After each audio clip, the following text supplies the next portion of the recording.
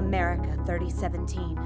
The ultra-conservative Manifest Party controls the government. And the government controls everything. Nevertheless, we persist. We resist.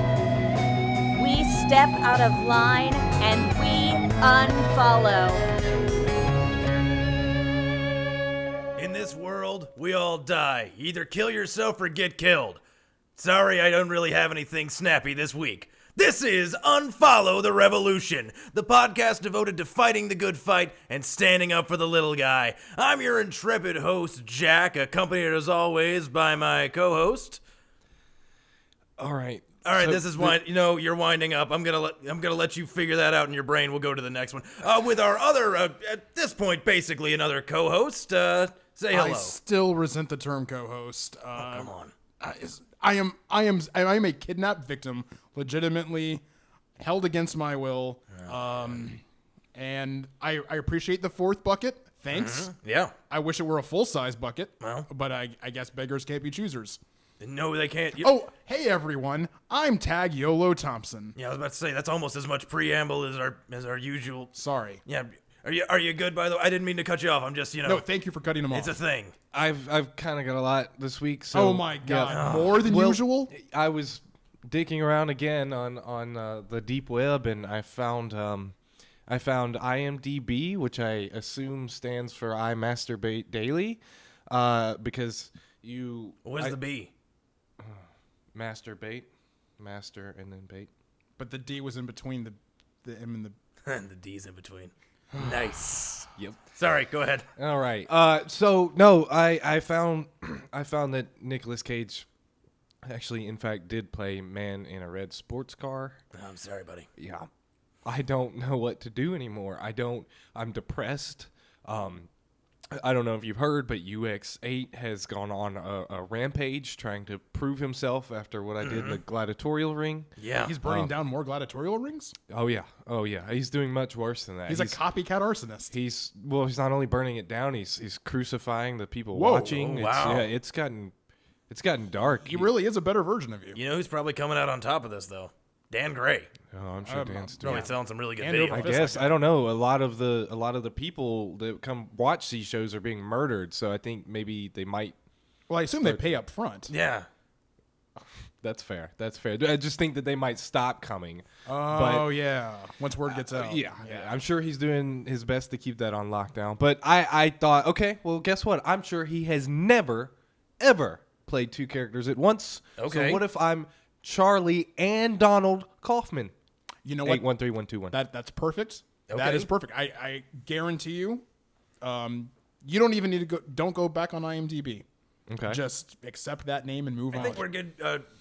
Charlie or Daniel Kaufman, 813121. I think we're good. We actually, I'm keeping our guest waiting. I'm being a terrible host. all right. This week we have a little bit more of a intellectual bent to things. Finally. So allow me to introduce our guest this week, a very, very well-regarded intellectual scientist, professor, smarty pants, whatever you want to call him in this world of ours. Go ahead and introduce yourself to our listeners. Yes. Hi. I am Thaddeus Yolas Johnson. I am a professor of history and linguistics at Manifest University, Part 9. I just want to say it is an honor to be here.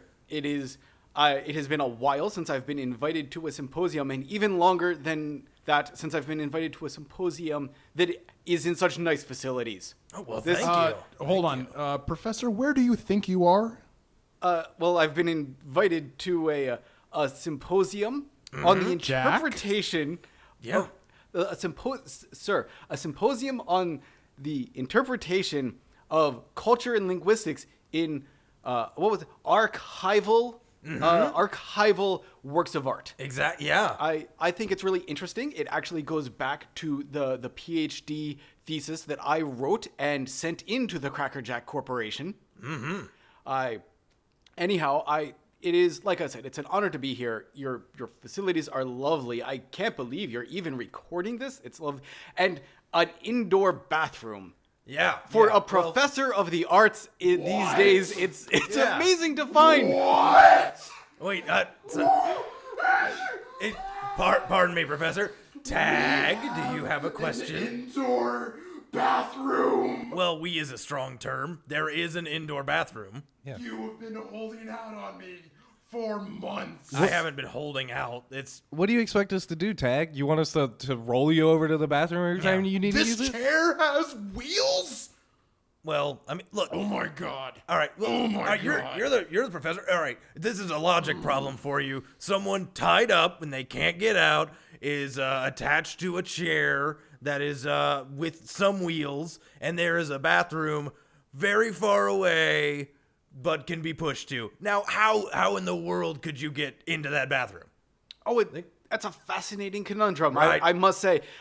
Have you considered installing a series of pulleys and ropes that you could pull yourself as you go? See, now that's on you. You didn't think of a pulley system. Young man, if you're not going to, really invest your own mind into solving your own problems, I'm not sure what you plan to do at this symposium. You can't even use your body, Tag. You might as well learn to use your mind. Yeah.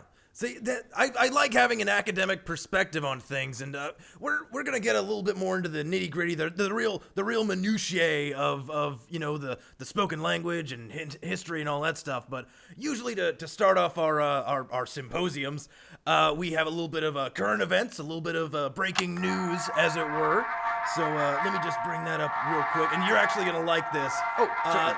I'm sure, much like myself, you're a bit of a history buff. Of course. Of course, yeah. We all love history because, as we all know, if you don't know your history, you're doomed to repeat it, right? So this news story is for all you history geeks out there. So up in New York last week, young Timmy Smivens, who's a professional orphan, was swimming in Oyster Bay when he found a stick. Now a stick, I hear you say. Oh, who cares about a stick, Jack? You lost your mind. Well, this isn't just any stick, folks. This is a big stick. The big stick. Theodore Roosevelt's big stick has been found, and I, for one, couldn't be happier. Now, as we all know, the Roos was one of America's best early presidents, routinely hunting, rampaging animals, destroying railroads, and, as one of the original Rough Riders, helped launch the career of classical artist DMX, who himself went on to win the 52nd president election for the Dog Party under his platform, which vowed to discover where to hood at. Little Timmy, when asked what he would do with this important historical artifact, says that he hopes the manifest will give him some canned food and potable water in exchange for it, but if he's allowed to keep his own life, that'll be just fine too. I have to say that coming from an academic perspective, as someone who has studied the history of this world my entire life, it is fabulous, just really amazing to see people taking that kind of accuracy and attention to detail in their journalism. Well, thank you. I like to try and, check my sources, do my due diligence. I'm so happy that, another piece of American heritage has been found, you know? It's so unusual to find someone who knows about Teddy Roosevelt's war with the railroads. Oh, yeah. That he got out and took down railroad bridges with his own hands. It's a fascinating story. I'm honored, again, to have been part of this. Thank you. Thank you. So we didn't really Oh go my over God, this is American great. history in Cage Camp. What was the big stick used for? What did? Oh, the big stick had many uses. As he most famously said, "Talk softly, carry a big stick." So that's what you see, the old little 1-2 punch. All right, you see a rampaging bear out in the woods. Talk soft to it, doesn't know what's going on. Bam, big stick. Railroad coming around the woods, sneaking up on you. Hey, what's up, railroad? What's going on? Bam, big stick. So just kind of like, hey Tag, how you doing today? Oh! Ooh. That's a good use of the system. He had a much more laissez-faire way of it, though. He was a very jovial man, wasn't he? Wasn't he, Thaddeus? Oh, absolutely, yes. No, a lot of people really, at the time, illustrated in their works of art, in their writings about him, how just undaunting he was, or no, daunting, dauntless, dauntable he was in the being able to just walk out of nowhere, out of closets, restrooms, washrooms, other sorts of rooms, just right up the kisser, the back of the head. Sometimes he'd just smack you across the ass. It's amazing what that man could do with a stick. What he could, with the way he could give a stick to you. I wish I could give a stick the way that he did. Tag, you're a little quiet there. Is someone not a fan of the ruse? I'm just having a rage aneurysm Yeah? about the bathroom still. It's coming down. I think the blood swelling in the brain is easing off. Mm-hmm. Oh, are we talking about the ruse? Yeah, we're talking. The ruse is loose, maybe. Oh, okay. Yeah, I mean, who doesn't love President Roosevelt, right? Oh yeah. He's a great guy. I mean, Yeah. like a lot of my goals: conservation, sticks, DMX. I'm a big fan of all. It's what I do. Granted, though, I get that I might get some disagreement on here. Okay. I don't think that little Timmy should be. I don't think he should be approaching the manifest with this sort of important information. No. What? The manifest owning America. So the manifest owns American history. If a stick was found and it's any chance that it's Roosevelt's big stick, it belongs in a museum. I believe it belongs to the people. I think, before we go into that, I gotta say, Thaddeus Yolis Johnson. Right. That sounds very similar to our good buddy Tag Yolo Thompson over here. Oh, What, is there some... What's going on there? Yes. So it's important to note, Thaddeus Yolis, to live for the day, Okay. from Latin, which a lot of people have never heard of Latin. Yeah, It is a technical dialect of English that was developed in the early 1800s for legal transactions. Oh, okay. Oh, Yes. okay. And well, Wait, so Professor, Iolus is the Latin, and you said it means to live for today. I've been told that YOLO... no, just for today. Thaddeus is to live. Oh, Thaddeus is to live. okay. Okay. Yeah. Okay. So, Thaddeus Yolis is to live for today. Okay. Tag YOLO is just Tag YOLO. And no meaning? Well, music to it. I think there was a soda a few hundred years ago called YOLO. Oh. That's Now, not obviously, what I thought. so there's always a bit of controversy in these things. I'll admit, while I don't support the theory, certainly some people have come along to say that YOLO is the more refined version of Yolis. Yolis being the legal application. Yeah. Right. I'm not going to take that away from you. If you want to Thank- believe that, Look, YOLO was my grandmother's name, and... Oh, that's lovely. Yeah, I've always just... I think of her, whenever I have to say my full name. Thaddeus, you're our guest, and we take things from Tag all the time. So feel free. Don't. It's not a polite thing to. You're not doing him any favors for sure. So whatever you need to do, please. I really keep feeling like I have nothing left to lose, and then you guys find things to take away. Well, we got to keep you thinking about the next day. It's there is hope in loss. I find. Right. If you lose something, you hope there's something else that you can't lose. You know? Yeah. Every time I think I have nothing, you guys prove me wrong by taking something else away, and that keeps me going. You're See? gonna come out of this a stronger person, Tag. Emotionally, I'm not literally. not physically. Muscles have completely Oh, atrophied. yeah. I can barely hold my head up. It's kind of disgusting to look at you at this point. In fact, can we cover him with a blanket or a sheet or something? I am figure very something cold. We'll think. We'll get something figured out. So I brought you here because you have a great knack for just knowing the origins of words and where things come from. So if you don't mind, I was thinking maybe we could just sort of lightning round some terms for you that I myself know the term. I don't really know where it came from. yeah, this'll be or anything fun. like that. Yeah. oh, I would love to. That sounds wonderful. All right, fantastic. Do you guys have anything you want to start with, or? Democracy. Democracy. Yes. So, Dem, coming from an early political mischief party that would get together on All Hallow Eve and knock over mailboxes as a kind of way of protesting against mail without representation. And then crassy being crazy as in them crazy kids. So it was the young crazy folks of the anti-postal establishment. Really? Yeah. How that came to in some way relate to a system of government is a sort of a long and twisty story, but it's a fascinating route, I've always thought. Yeah. I remember one time I was around Jersey and I saw a sign that said cheesequake. Yes. Do you have any idea what a cheesequake is? Historically speaking, in the year 2239, of course, there was the Great Wisconsin Quake. Oh. Yes. And every single building in that state was flattened at that time.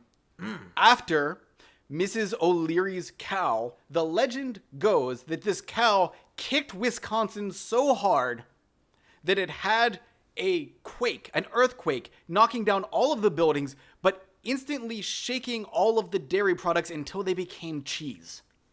Wow. Okay, that is wow. Yeah. There's this crazy phrase I remember hearing. In college I kind of ran with a rough crowd a little bit, kind of rebelled. Not like you rebel. Yeah, right. Is that how you got the scar? No, that was here. That was. Oh, this is okay. Recent. That's very recent. Yeah, that was like 2 days ago. And before the end of the show, you're welcome to make your own if you want. We let each guest. It's kind of like a actually guest book, yeah. Yeah. Oh, that's we so would generous. We'd be honored. This one, I'm glad to hear that it's scarring. That's where Swaggy Toots hit me, and I am keeping that. That was a good day. forever. That was a good day for I'm him. never getting this face repaired. Fantastic. So anyway, in college, I heard this phrase when I was running with a rough crowd. Due process. Yes. I think it was due process of law. Might have been. It's a common misconception. Okay. No. Due process, it's a scientific term. So it is the process in which water separates from the air onto the ground with the changing of seasons that used to occur some hundreds of years ago. I've heard Yeah. that we used to have throughout the Yes, the calendar year, yeah. weather is- would change. It- This section would be one way, and this section would be another way. Yes, and it was most detectable, like the best way to see it back in the day was to observe it forming on grass.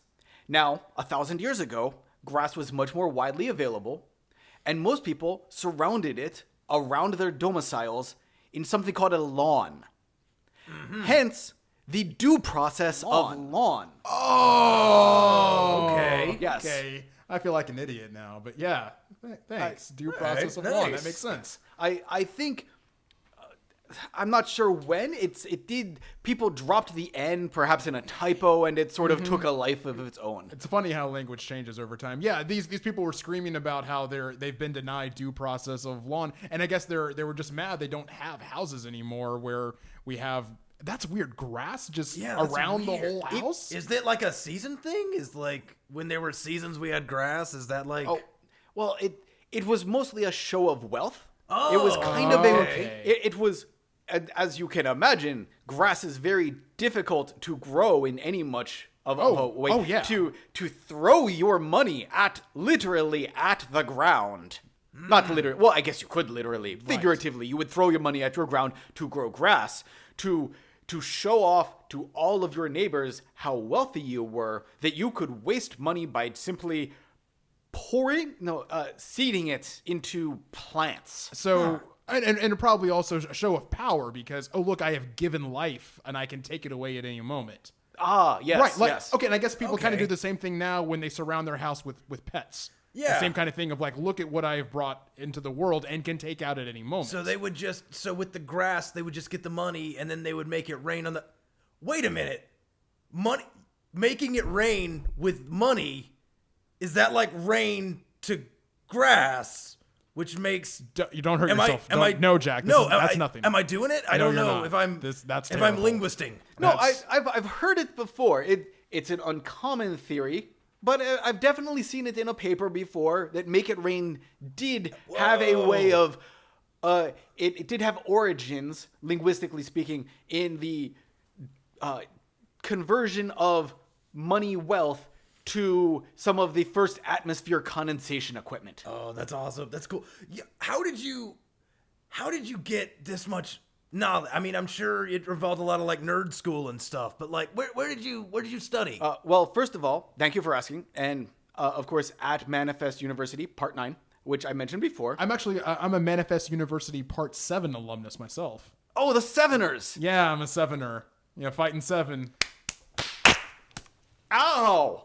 That was almost a secret handshake. Is the owl part of it? I don't. Oh yeah, no, that was part of it. We hurt ourselves a lot. Okay. I've never attended 7. I've seen it done. I could do the 9 in my handshake, but Oh, wow. No, Was the 7 like the bad boy school or something? No, There's 7 a lot of like Does harm. he I mean, look just- like a bad boy to you? Well, No, I mean, their handshake does involve elbows, which as you can see, like it's straight easy to the jaw. They can get very sharp, full, yeah. like usually it's running at someone and just elbowing them in the jaw, and that was kind of our most of our handshake. There was a little bit, more to it if in like a formal thing, but really we shortened it down to just elbowing each other in the face. see that I can actually relate to that. I graduated from the School of Hard Knocks, and a lot of times what I did, my handshake was fighting to survive. No, it wasn't. Which is a thing. Well, I it don't- kind I of don't- was. I don't think any of this is true. The way I played it. Yeah. It was to fight to survive. Right. That's Okay, where I learned a lot of things. How many fights have you been in, Jack? What's that? How many fights were you in the streets? In these the hard streets? streets were you coming from? How many fights? Well, I mean, I Would don't you want to say? put too Would fine you a say? number on Oh, it. just ballpark it Just for us. ballpark Just it? ballpark it. I'm gonna say about 20. 20. About 20. 20. And not a single person had a weapon in any just 20 unarmed bare knuckle fights? Oh no, I had weapons. Oh, You didn't think about that, did you? did you just murder 20 people? Oh, whoa. I didn't say murder. I don't believe in murder. I'm a conservationist, okay? What I did was I would maim them. And that way, they are no longer a problem for me. They can still live their life. They can crawl over to wherever they need to, and they can learn a trade, something like that. They can start a new life, and I get to keep their belongings. I have we have a lot in common there because Okay. I graduated. Well, no, actually, I was liberated You survived. Yeah, you liberated. You survived. from cage clone camp slash yeah. college. Some may call it. Just we do studying things too with books and stuff. But our handshake was more of like a grapple maneuver where if you had to break the other cage clone's fingers, if once all 10 were broken, you sort of won the handshake. That's fascinating. Mm-hmm. Wow, I mean, even a handshake, it can change, it can morph so much. History's fascinating. I gotta say. Now, the reason that we brought you in here for this symposium, as you said, was for historical analysis of what was it? Archives of the arts, stuff like that. So yeah, interpretation of archival culture and art. Fantastic. Well, we have access to a little scientific database where intellectuals such as you and I can analyze things and find their true origin or anything like that. We call it the Vault, and Tag over there is in charge of it. Why don't you tell us a little bit more, Tag? Yeah, so I've just got a whole lot of movies from before the Manifest. So very historical movies that have actually been banned. You still have access to the vault. Yeah, I have access to the vault. What do you mean still? Oh well, I've lost mine.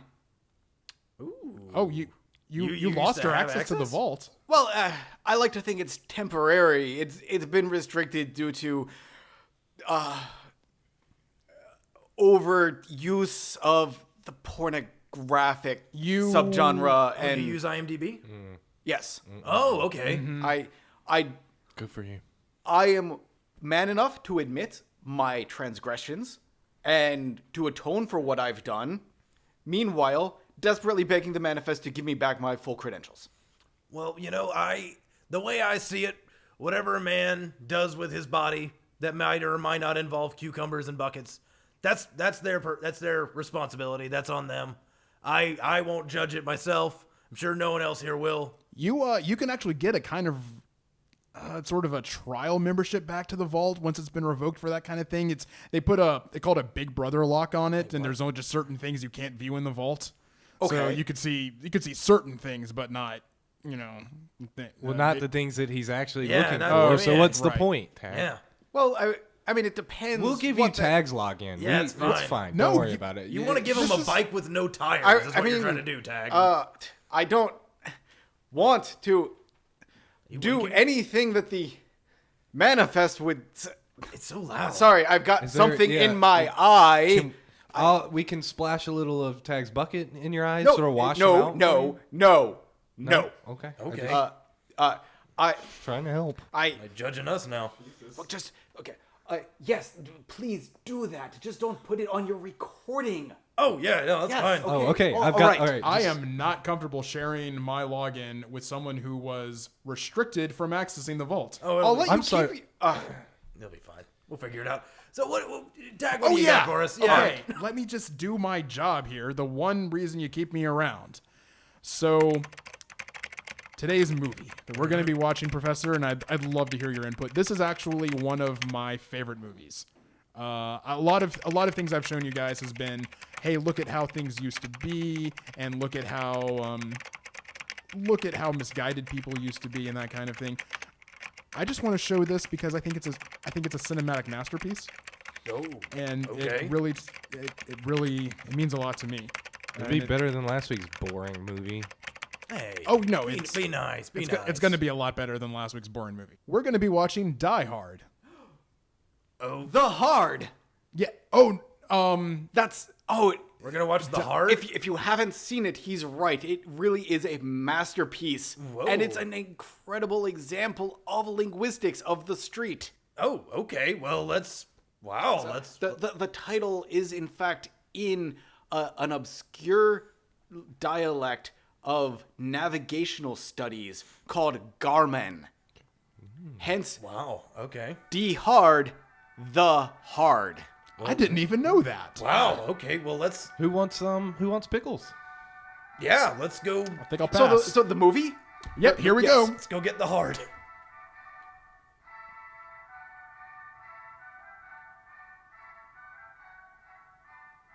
It's Black History Month. You know what that means.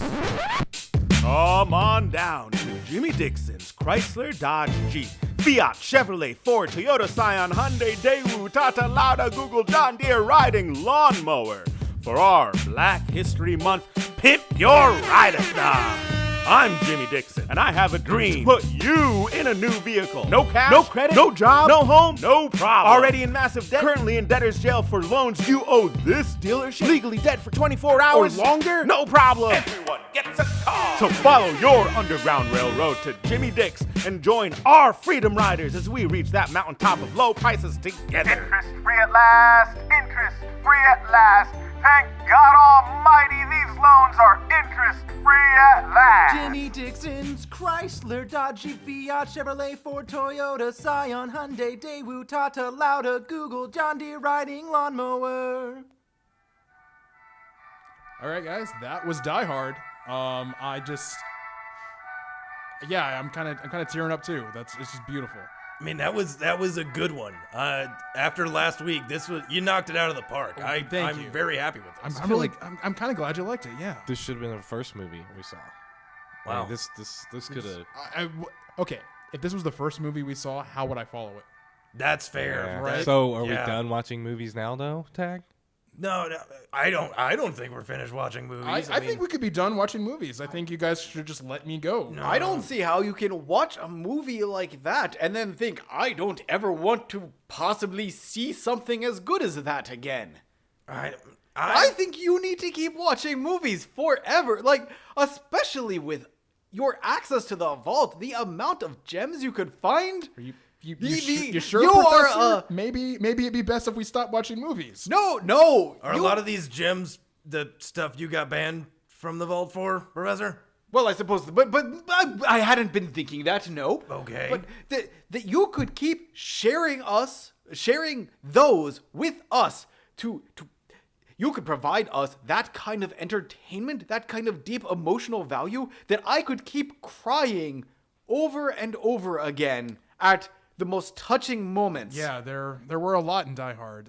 So obviously, I think you can all tell and this is historically, I think, an interesting thing of this movie. Yeah? It inspired that Christmas movie that we see every year, It's a Wonderful Life to Die Hard. I didn't even put it together until What? just now. Come Oh my on. god. Right? That's amazing. And I love I did not know at all this was going to be a holiday movie. That was a pleasant surprise. I loved it. That's actually one of the reasons it got banned. Is this where Oh, like that's why I got banned? Well, so this movie, especially the "Now I Have a Machine Gun," ho ho ho, ho ho ho is a registered trademark of Coca-Cola, as are all things Santa, as are all things Christmas. Which, So, to be fair, is kind of ridiculous when you get into the history of the original Santa Claus and his tradition of bringing 3 prostitutes to give to a household that had done well. Oh. Everyone forgets the traditions that inform our daily lives. But yes, it is now a Coca-Cola that's a trademark. fair- I understand the problem. let's make sure to do real good this I year. feel Jack. that sometimes we don't think about the reason for the season sometimes. I think that's an important thing that's been left by the wayside, the promise of prostitutes. It's that kind of thinking of just leaving that out. That is how we forget the true meaning of Christmas. No, I think the true meaning of Christmas is the commercialization of Christmas, and I think letting it be in the hands of large corporations like Coca-Cola is exactly where it needs to be. And what do you think is more traditionally commercial than paying for sex with a woman? Or you've got- man? You've got me there. That's fair. Oh, so yeah, that was the reason it was banned, was just the Christmas angle. They didn't want Coke didn't want the competition when they release It's a Wonderful Life to Die Hard every year. Wait, so is that also the reason that every year at Christmas the prisoners are tossed out of tall buildings? No, that's just convenient bookkeeping. Oh, okay. Yeah, it's just kind of a good reminder, like, oh, by the way, it's Christmas. Everyone should do this. Your annual. But it is why in my household, every year my wife allows me to pay to have sex with her. Oh, okay. Very traditional. All right. We like to think that we keep the old traditions alive in the that's- Johnson household. That's nice. That's very cool. My parents were like that. So is that what you instead of like buying her any sort of gift, you just give her money and then? Oh, I give Use her your money cucumbers? and she lets me have sex with her. Yes. Okay. I think it's very fascinating. Much like you said, like things get left by the wayside. Things get slipped aside. Because if you hadn't told me that it was banned just because it was a holiday movie, I would have thought, that this would have been perfect. It is a perfect movie. I mean, Yeah. the way it extols the virtues of shooting people who cross you. Mm-hmm. The way a cop, John McClane, just goes through a building with no hesitation, no talking to a judge, Mm-hmm. Right. no worrying about what anyone thinks, just solving problems with bullets. Yeah. The way that the emotional, touchy-feely cop, by the end of the movie, learns to kill again. Yeah. Speaking of which, now this is an interesting historical thing. Okay. Professor, I think I might be able to teach you something here. So Sergeant Powell, that cop who, Yes. now I always thought it was really weird in this movie how he seems to confess A little bit, yeah. that, oh, I killed a kid, and I'm like, okay, you're a cop and you killed a kid, but apparently, way back in America, if you were a cop and you killed a kid, it was a big deal. Like it was Really? it was considered bad. I mean, I don't like it, but that. Well, you got to let cops do their job, right? Yeah. You can't tie their hands with these weird rules. Like you can't kill kids. Well, there is a reason it was called the Dark Ages. Right. Right. I think this is a perfect example. I don't know how they had any kind of law and order with those sort of restrictions on cops. There's no wonder terrorists were just taking over buildings left and right. So here's the reason I'm gonna say that this movie is a success. All right, this movie tricked me. This movie got me. It got me. Okay, because the whole time, John McClane, I was 100% on board with him. He's a guy who's just with his own wits and his own intelligence. He's fighting back and he's doing what he needs to do. And it wasn't until just now mulling it over, thinking about it, that he's only protecting just big corporate interests. And the true heroes of the piece, if I'm looking at it objectively, would have to be Hans Gruber and his people, because what they were doing. I was a little let down because at the start, they were fighting for a cause. they were on the phone with the cops and stuff to let all our comrades in arms go. It turns out that wasn't really what they were about. They were just thieves. They were just robbers. Yeah. And I was a little confused by that. But then I thought about it. They were taking away the lifeblood of big power. This nameless, faceless corporation that we don't know what they do. We don't know what they're tied up in. Probably, And it's none of our business what their business is. The point is they're a corporation and they're more important than people. And John McClane understands that. He understands that corporations are better than people and they need to be protected. And that's why he did what he did. You will notice that the thieves who were meant to be portrayed in a dark, a mischievous light, in order to do that, they had to bring out a noble, well-spoken salesman, a representative of the company, and a successful, altogether put-together person in his own right. And they had to drag him out and have the thieves shoot him and kill him right there in a brutal fashion. That was one of my favorite scenes, honestly. Yeah. Like, I feel like we were supposed to cheer for that. I mean, that guy, number one, was that another reason it got into hot water? Because he was specifically asking for a Coke? Like, he was asking for Coke, and then they just... Yeah, that's, okay. Again, not owned by the company. It's not official. That's another one. Okay. It's like, look at this schmuck. He wants a Coke. I think Gruber's McGruber's sort of a Robin Hood of sorts. I know that this actually inspired the movie Robin Hood. Absolutely, Yeah. taking from the rich and keeping for thyself. That's the Right, a classic villain plot. No, Robin Hood is a good guy. No, Robin Hood's a villain. The sheriff of Nottingham is a good guy. You're confusing the movies. You're confusing the movies. I think this is a classic. I tell you what, we can take care of this next week because I think you're just confusing. I mean, a couple he didn't of stories take it all for himself. It was just he was gonna share it with all of his thief buddies. It's just most of them died by that point, and that is. But I almost McGruber almost seems like the kind of person who would orchestrate all of his friends dying so that he could take a bigger cut. He seemed to have that kind of mind. I don't know. I like to believe the best in the fella. He had a I real think that's winning smile. I don't know what's wrong. What's wrong with making sure that all your competitors are wiped out while you're? Why are you pointing at me? Well, I was just kind of throwing my hands around. I feel like. I mean, I think that we should make sure by the end of this that we take care of anyone who can. No, I think there's another moral here about you can see what happens when Hans Gruber and his crew takes an entire building hostage and holds them against their will. That as soon as one of them gets loose, even for a second, it's just inevitable that he goes on a bloody journey of revenge, brutally. I feel like that's a little bit of movie magic, though. I think you could indefinitely hold someone prisoner if you wanted to. Oh, well, there's a huge difference between real life and, as you say, movie magic. Yeah. But I think stories are there for that aspirational thing. When real life isn't going the way you want, you have the magic of stories that you can hold on to. Tag. Yeah. I need you to believe, deep in your heart, that you'll always someday be able to get out and go on a murderous rampage, kill all your enemies. Do you mean that, Professor? Tag. I know that it needs to happen in your heart. It happens and in my heart all the you need to hold time. on to that so that you can keep providing us with uncensored access to the vault. Tag, I want to shut that down. I just want to remind you that you could probably at this point you could hardly even walk, much less walk on glass. So That's a fair thing. yeah, fuck you, Tag. By the way, I had never seen that much foot violence before. That was a heck of a thing. That was pornographic in nature. Well, yeah, as well. I mean, before the manifest, not everyone had shoes, so that was common. What was that thing? I know that there was a lot of phrases being thrown around there. That there was in fact a good amount of Garmin in that scene. Oh, okay. Yeah. So I'm trying to remember exactly what it was. I don't speak Garmin naturally, but I've dabbled.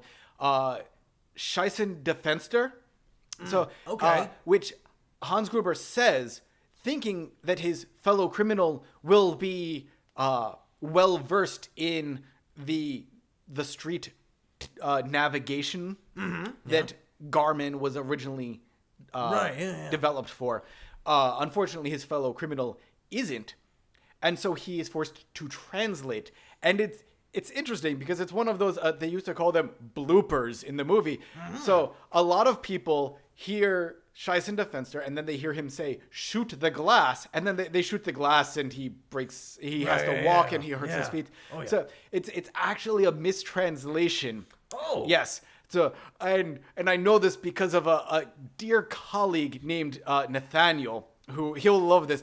It actually means Scheisen Fenster, shoot his ass.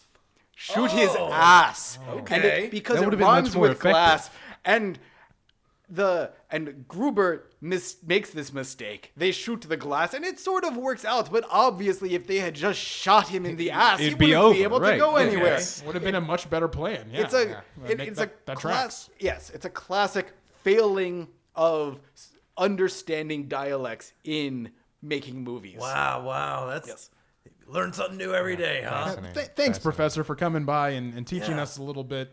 I didn't think I had anything left to learn about this movie, and you've really. Yeah, I'm feeling good about this. I just want to clarify. I think you brought this up before we started, but it's not die hard, right? Because in my experience, dying is not hard at all. People die all the time. That movie made it very clear that it's very easy to die. So it's just it's German for the. The yes, the. Okay, So the hard and. You know, I've had this conversation with colleagues as to exactly what is the hard in this case. Yeah. Some people think that it's meant to be a description of the safe. It would be a very literal translation. Then hard.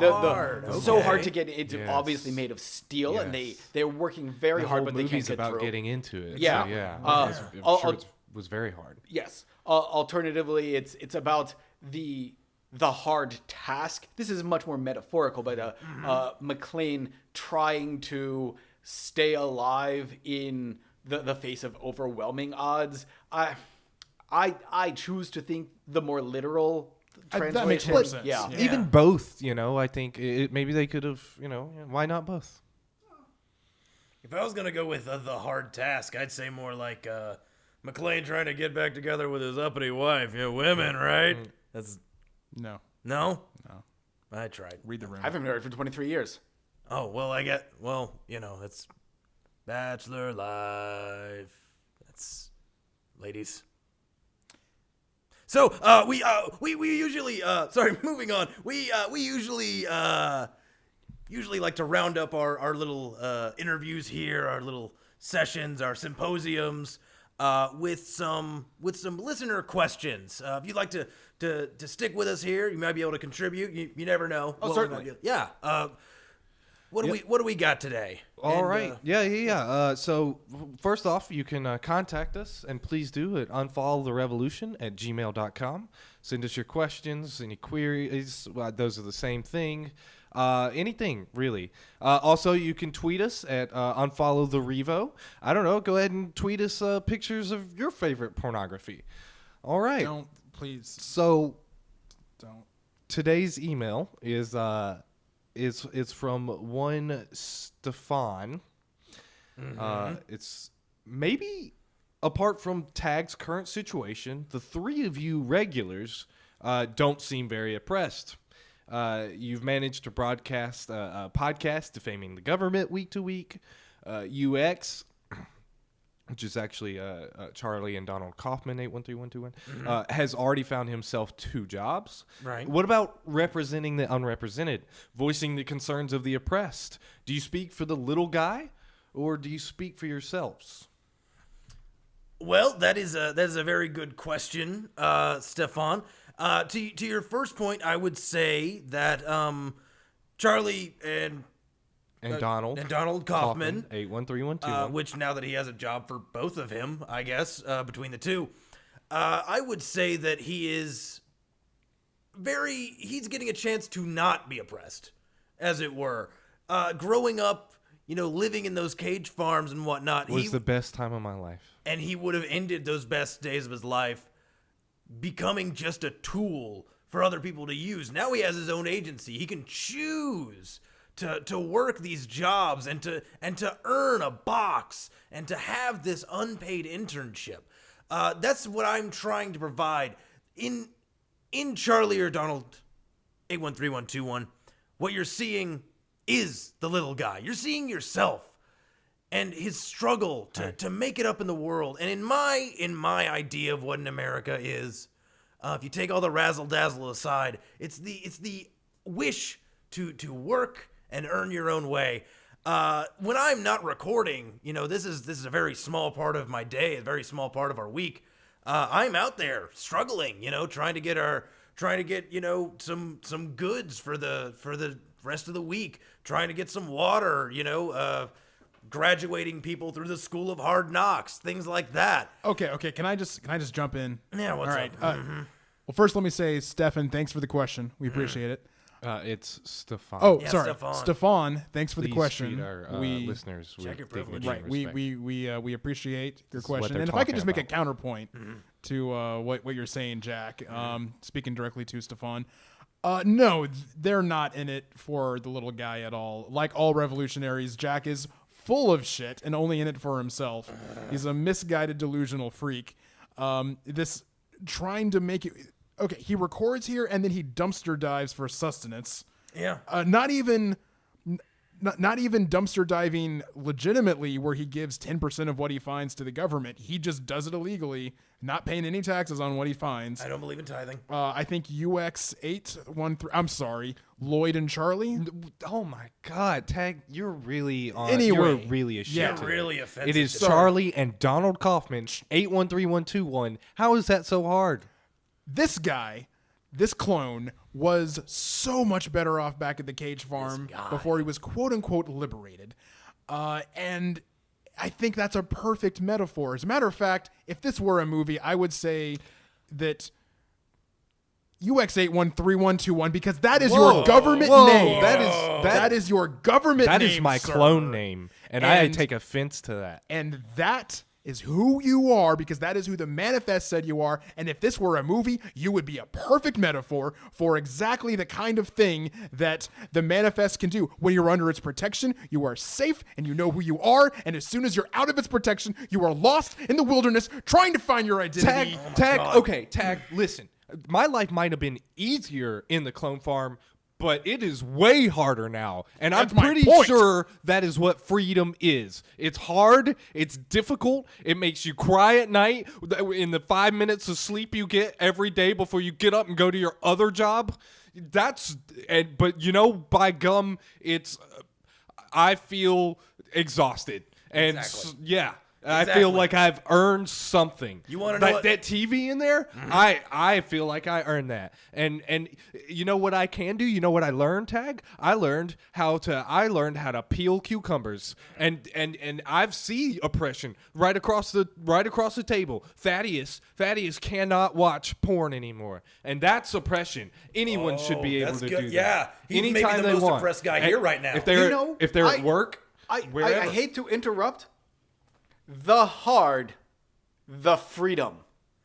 Oh, shit. Man. It's a bit of a metaphor, but I think that we have found ourselves stumbling onto the true meaning of Christmas. Oh, wow. I don't even know why I was angry a minute ago. You just blew my mind. Speak truth to power, you know what I mean? Oh my God. You blew this whole thing up.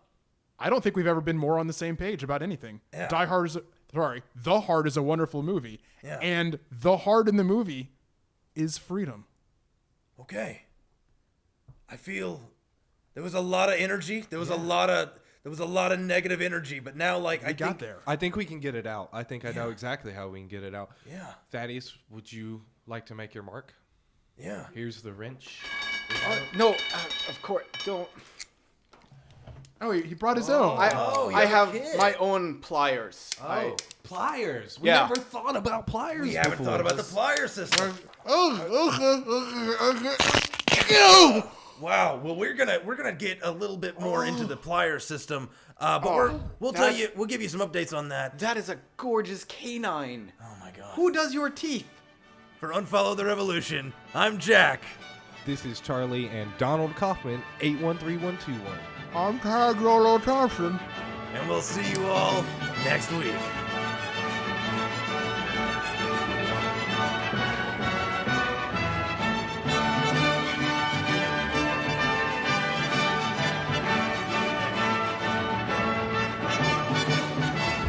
Unfollow the Revolution is created and performed by David Gossett, Ben Mitchell, and David Nair. Produced by Rock Punch. Intro music by Alan Hanks, voiceover by Kate Rasnick. We'd like to thank our special guest this episode. John Maynard as Thaddeus Euless Johnson. If you'd like to join Jack's fight against the Manifest, please support the American Civil Liberties Union at www.aclu.org, because the best way to fight tyranny in the future is to protect freedom in the present.